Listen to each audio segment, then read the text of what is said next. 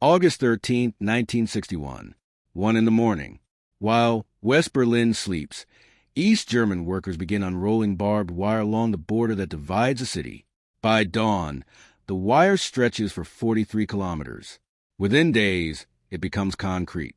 Within weeks, it becomes a wall. The Western press calls it the Wall of Shame. Kennedy calls it an affront to humanity. Khrushchev calls it a defensive measure. The world looks at the wall and sees ideology, sees communism imprisoning its people, sees the Iron Curtain made physical, made visible, made concrete. What the world does not see is the spreadsheet, because the wall was not built for ideological reasons. It was not built because Khrushchev feared Western tanks. It was not built because Soviet generals wanted to prevent a NATO invasion. It was built because East Germany was hemorrhaging the one resource that no economy can function without: people, specifically educated people, doctors, engineers, scientists, teachers, architects, the people who had spent a decade being trained in East German universities at East German expense and who were then walking across a street in Berlin and starting their lives in West Germany instead. Between 1949 and 1961, approximately 3 million people left East Germany for the West. 3 million in 12 years. In a country of 17 million. That is not immigration. That is economic collapse in slow motion. And the wall was the attempt to stop it. Stay with this.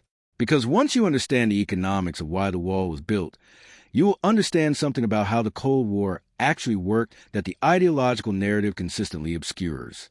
And you will understand why the wall, which was supposed to save East Germany, actually guaranteed its eventual destruction. Start with the numbers that nobody was publishing in 1961. East Germany in the 1950s was losing approximately 200,000 people per year, not randomly. The people leaving were disproportionately young, educated, and skilled. The East German economy was training doctors and then watching them walk to West Berlin and take a U-Bahn to a job that paid 10 times as much.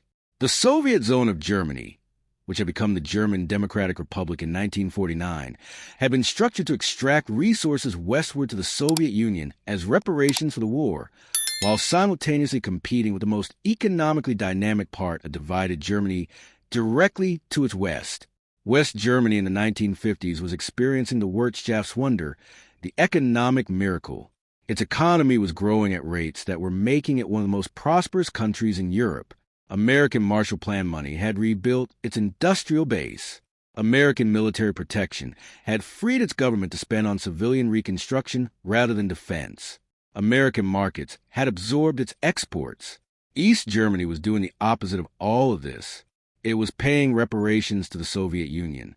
It was operating a command economy that allocated resources by political priority rather than market signal. It was denying its citizens consumer goods at West German television, which East Germans could receive, show them every night. And Berlin was the hole in the fence. The Iron Curtain stretched from the Baltic to the Adriatic. It was sealed. Crossing it meant wire and guards and dogs and the real possibility of being shot. But Berlin was different. Berlin was a city divided between 4 powers: American, British, French, and Soviet. Within the city, movement between sectors was restricted but possible. An East Berliner who wanted to go west did not have to cross the Iron Curtain. He walked to a U-Bahn station. He took the train. He was in West Berlin. From West Berlin, he could take a plane to West Germany. West Germany accepted East German refugees as citizens. The journey from East Germany to a new life in the West was, for most of the 1950s, a matter of packing a small bag and getting on the subway. The people who were doing this were not, on average, the people East Germany could most easily afford to lose. The East German medical system had been investing in training doctors since 1949. By 1960, East Germany had trained thousands of doctors. It had also watched thousands of those doctors leave for the West. The doctor shortage in East Germany by 1961 was severe enough to affect public health outcomes in measurable ways. The same pattern applied to engineers, to scientists, to teachers, to any profession that required years of education and that commanded significantly higher salaries in West Germany than in East Germany. East Germany was operating an involuntary subsidy program for the West German economy. It was training people at state expense and then watching those people transfer their skills to the competitor economy across the border. Walter Ulbricht, the East German leader, had been telling Khrushchev for years that this was unsustainable.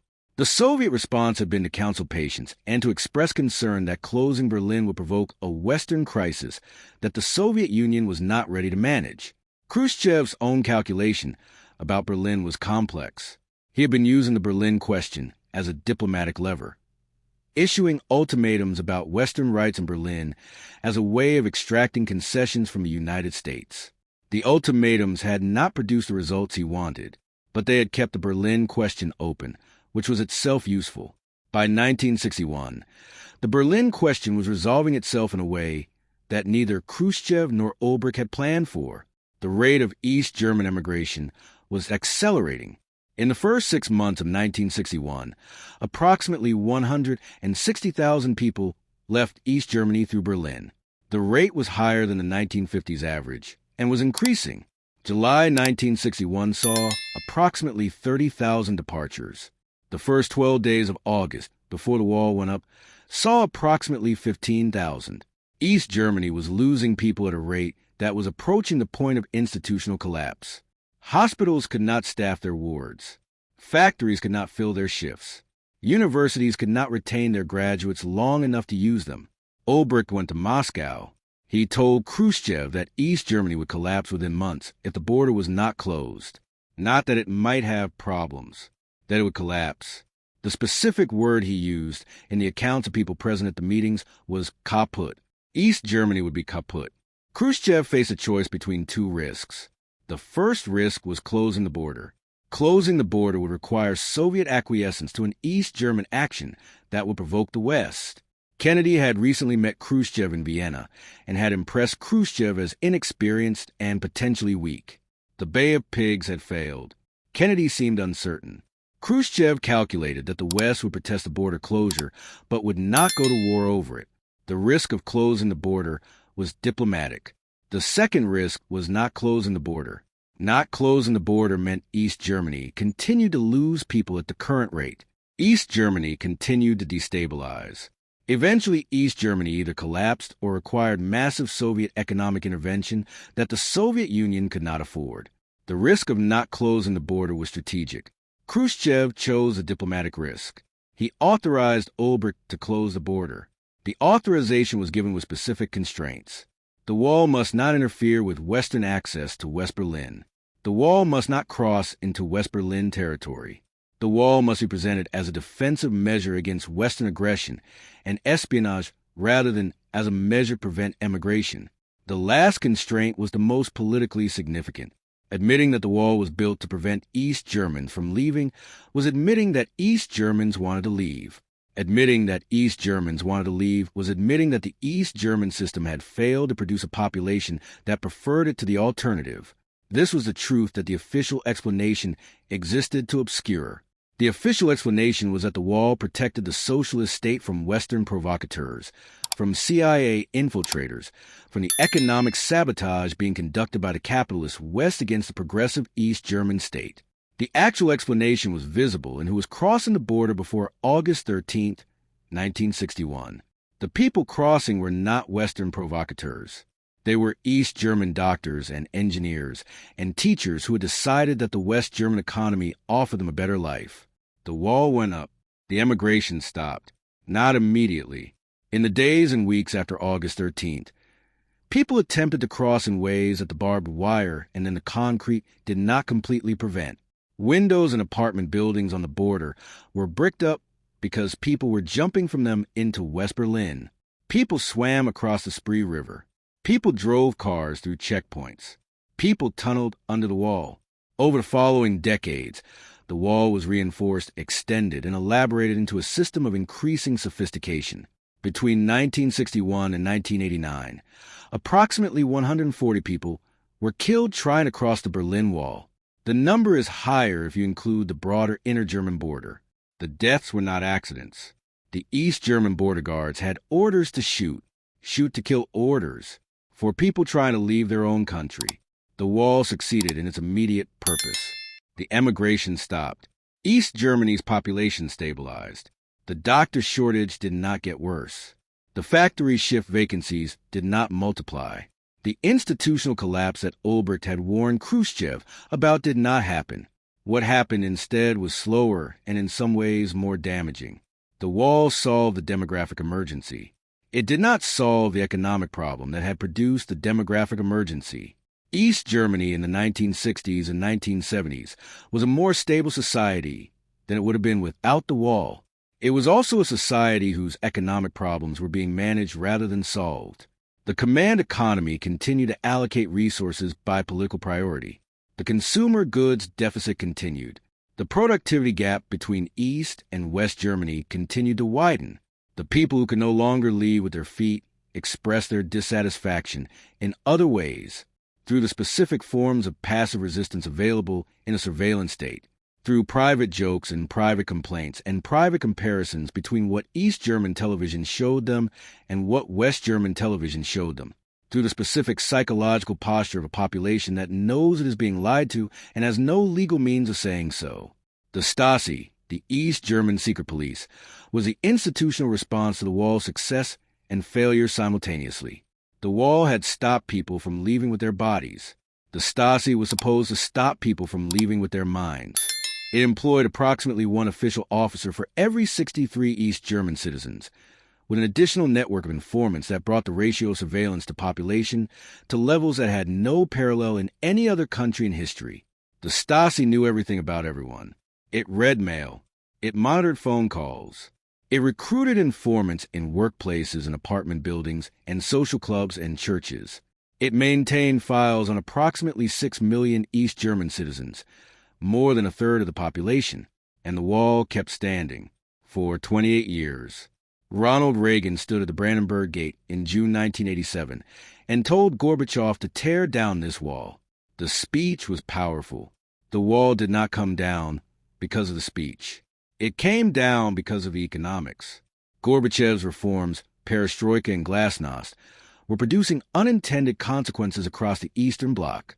Hungary announced in May 1989 that it was removing the fence along its border with Austria.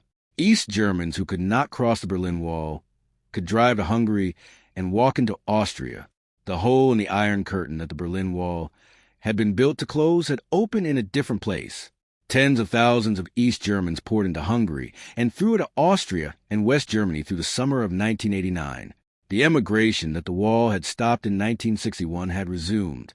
Simultaneously, inside East Germany, the demonstrations that had been building through the summer were reaching a scale that the Stasi could monitor but could no longer suppress. Leipzig, Dresden, East Berlin, hundreds of thousands of people in the streets, not asking for economic reform, asking for freedom, asking to leave if they chose to, asking for the wall to come down. The East German government that had been installed by Soviet power and maintained by Soviet acquiescence asked Moscow what to do. Moscow said it would not use Soviet forces to suppress the demonstrations. The Brezhnev Doctrine, which had justified Soviet military intervention in Czechoslovakia in 1968 to preserve communist rule, was effectively abandoned. Gorbachev had decided that the Soviet Union could not afford to maintain Eastern European communist governments by force. Without Soviet backing, the East German government had no instrument of sufficient scale to suppress the demonstrations. The Stasi could monitor. It could not control a population of 17 million people that had decided to move. On November 9, 1989, an East German spokesman named Gunnar Schabowski announced at a press conference that East Germans would be allowed to travel freely, effective immediately. He read from a note he had been given. He had not been fully briefed on the implementation. When a journalist asked when the new regulations took effect, Schabowski looked at his notes and said immediately, without delay. The announcement went out on television. Thousands of East Berliners went to the wall. The border guards had not been told what to do. The crowd was too large to hold back with the force available. The guards opened the gates. The wall fell, not from Western military pressure, not from Reagan's speech, from the weight of a population that had been told for 28 years that it could not leave and had decided in November 1989 that it could. The demographic problem that the wall had been built to solve reasserted itself the moment the wall came down. East Germans left in enormous numbers for West Germany in the months following November 1989. The skilled workers, the doctors, the engineers, the teachers, the same categories of people who had been leaving before 1961 resumed leaving. German reunification was completed in October 1990. West Germany absorbed East Germany. The East German economy was dissolved. The command economy that had been propped up by Soviet support and contained by the wall was exposed to market conditions it could not survive. The wall had been built because East Germany was dying economically. It had kept East Germany alive for 28 years. When it fell, East Germany died economically within months. The people it had been keeping in left. The enterprises it had been keeping running collapsed. The political system it had been keeping in power dissolved. Everything the wall had been built to prevent happened anyway, with a 28-year delay. Khrushchev died in 1971. He had lived to see the wall built, but not to see it fall. His memoirs, published in 1970 after his removal from power, do not address the Berlin Wall with the directness that his Politburo discussions had. He was writing for an audience that included the Soviet government that had removed him. He was careful. Walter Ulbricht was removed from power in 1971, the same year Khrushchev died. He was replaced by Erich Honecker, who managed East Germany through the 1970s and 1980s with a combination of economic pragmatism and political rigidity that kept the system functioning without resolving its fundamental problems. Honecker was removed from power in October 1989, 3 weeks before the wall fell. He was replaced by Egon Krenz, who lasted 50 days before the system he was managing collapsed. Honecker was eventually tried for his role in the shoot to kill orders that had killed people trying to cross the wall. The trial was suspended in January 1993 because he was dying of cancer. He was allowed to leave Germany to join his daughter in Chile. He died in Santiago in May 1994. The last person killed trying to cross the Berlin Wall was a 20-year-old man named Chris Geffroy. He was shot on February 6, 1989, 9 months before the wall fell. He had tried to cross the wall with a friend. His friend was wounded but survived. Geffroy was shot in the chest. He died at the wall. 9 months later, the wall fell. The border guard who shot him was tried and convicted in 1992. He received a suspended sentence. Geffroy is buried in Berlin. There is a memorial at the place where he died. His mother has spoken publicly about his death and about the wall and about what it represented. She has said that her son died not because of ideology, but because he wanted to live somewhere else. That is what the wall was built to prevent. Not Western tanks. Not NATO infiltrators. A 20-year-old man who wanted to live somewhere else. The economics that built the wall. The doctor shortage and the engineer shortage and the demographic hemorrhage of a command economy that could not compete with the market economy visible on its television screens every night, were the economics that the wall was designed to manage. The wall managed them for 28 years. And then the economics reasserted themselves. Because economics always reasserts itself. Because you can build walls and train guards and issue shoot-to-kill orders, but you cannot make a command economy produce consumer goods that people prefer to consumer goods of the economy next door, and you cannot indefinitely maintain the pretense that the system keeping people and is protecting them from something outside rather than protecting itself from something inside. The wall came down on November 9th, 1989. The spreadsheet that had built it had been right in 1961. Without the wall, East Germany would have collapsed within years. The wall postponed the collapse. It did not prevent it. Nothing could have prevented it, because the problem was not the border. The problem was the economy, and the economy could not be fixed by concrete. The concrete came down. The economy followed.